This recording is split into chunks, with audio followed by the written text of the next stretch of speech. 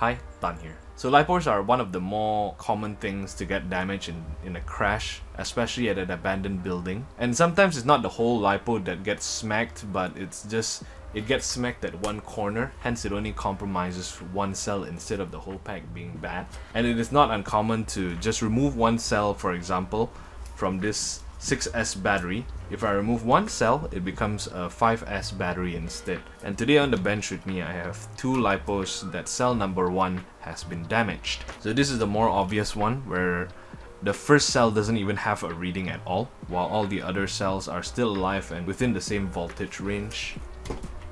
While this second lipo is a little bit less obvious, but cell number 1 is reading significantly lesser compared to all the other cells. In this case, it might actually be safer to actually remove the one cell so that when I charge to 4.2, there's not one that is reading weirdly and might cause an incident on the charging station. So just a disclaimer, I am not responsible for damage or loss of any of your property or things. If you choose to follow this guide to do your procedure, it is within your own responsibility and care. So let's make a roadmap first. As if the description is like this, okay? Here's the negative and here's the way the balance lead is being plugged. So this is cell number 1, cell number 2, cell number 3, cell number 4, cell number 5, cell number 6, and this is red. And as for my cells,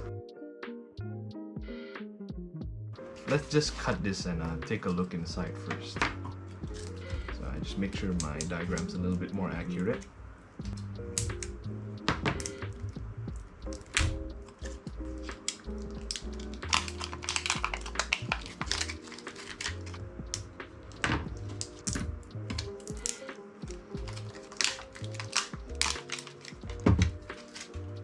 So while you're cutting this up, just make sure to look before you cut.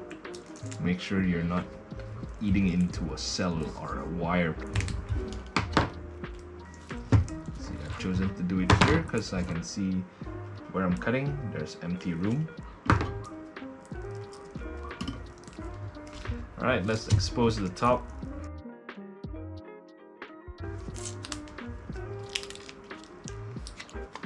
So cell number 1 from the top view, we see the XT60 of the negative connecting to this end of the cell. This same pad is currently shorted with here, the balance lead of cell number 1. The first pad on the first cell down here. And on top of it, these two cells are actually like stuck together. So essentially there is somewhat of a bridge over here. And this bridge has only one piece of wire that is soldered to it. And that actually goes into number 2 over here. Number 3 is the back here, where it is a piece of metal sheet, I think. And this down here is connected to cell number 3. And etc.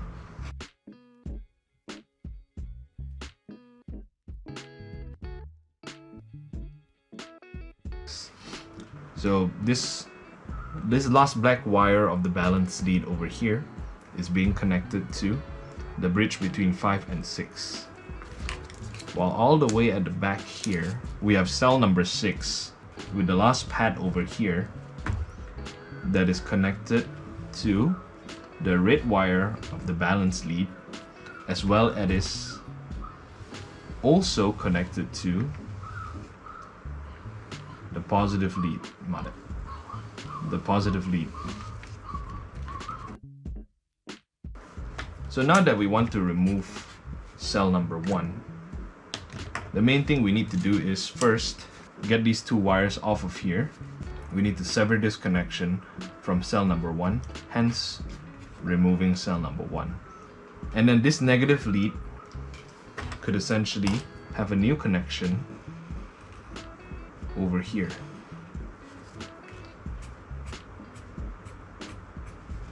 It can make its new home over here at the beginning of cell number 2. Hence, you can maintain wire number 2.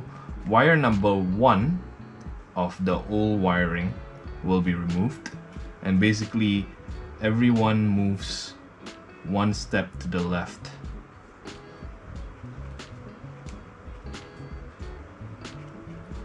Leaving the last slot of the balance lead empty, but that's for later.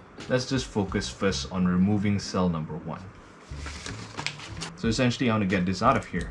All I need to do is to cut it, and as well as the other wire that's attached to it would be this.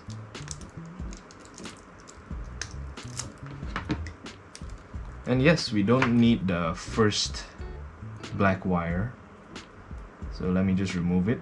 Essentially, I would use a pair of tweezers and kind of push down the head of the JST from the upside. Yeah, so I'm supposed to basically separate this cell from there, but in between cell number 1 and cell number 2, I believe they put glue. So of course, I'm gonna grab my plastic ruler. Very gently ish, some kind of weird foam tape thingy.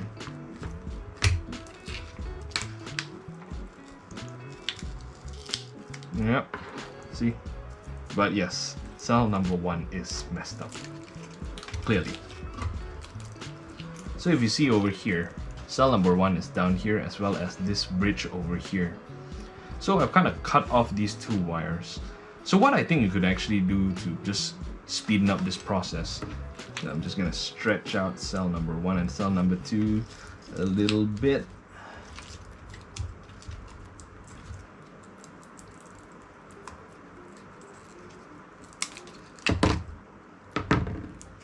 Yeah, take a look.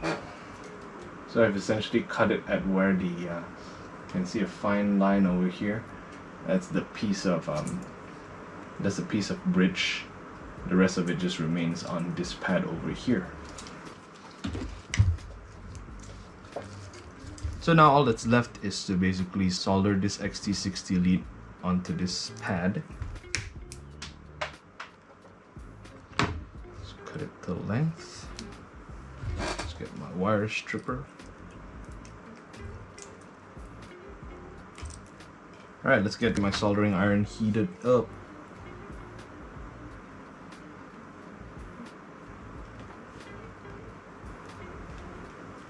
Heat up the lead.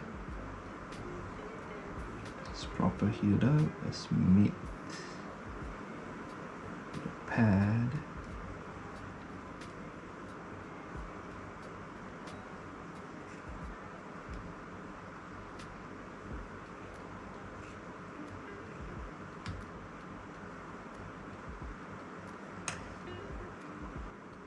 And that's essentially it. And before you go close anything up, just make sure none of the wires are exposed. That's just a rule of thumb I like to abide by. Now my lead's covered up. These 2 are facing downwards. No exposed wires whatsoever. Tape. You cover it like so. Slap that on.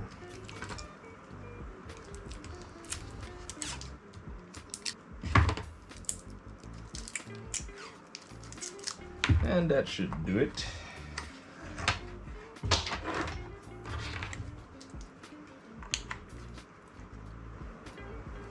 Ah, fuck. So remember I said all of it has to shimmy one to the left? Yes. Let's get to that first.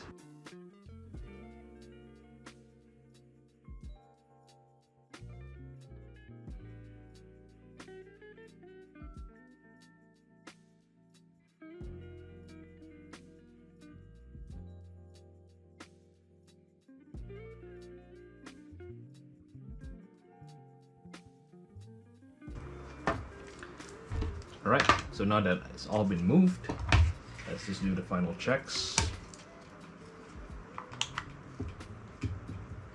10.9, 5 cells.